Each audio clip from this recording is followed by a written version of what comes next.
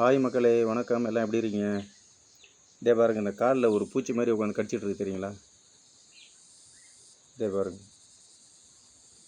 இது பேர் என்ன சொல்கிறதுன்னா டம் டம்னு சொல்லுவாங்க. இதுக்கு பேர் டம் டம். இது என்ன பண்ணு தெரியுங்களா? நம்ம உடம்புல உட்காந்து கடிக்கிறது, எது பண்ணுறது யாருக்கும் தெரியாது. உட்காந்து அது ஒரு விதமான பாய்சன் நம்ம உடம்புக்குள்ளே இன்செர்ட் பண்ணிட்டு போயிடும். அது போன பிற்பாடு தான் நம்மளுக்கு வலி தெரியும். திரும்ப அந்த இடத்த அந்த வலி தெரியுது, அரிக்குது அப்படின்ட்டு அது மேலே நம்ம சொரிஞ்சேன்னு வச்சிங்களேன், அது அப்படியே அந்த இடத்துல அப்படியே காயமாகிடும். சொரிஞ்சோம்னா அப்போ அதுக்கு உள்ளே இருக்கிற விஷம் வெளியில் வரும். காயம் ஆகிட்டு திரும்ப அது சரி வர்றதுக்கு 10 to 15 days ஆகுங்க. எவ்வளோ சின்னதாக இருக்குது பாருங்கள்.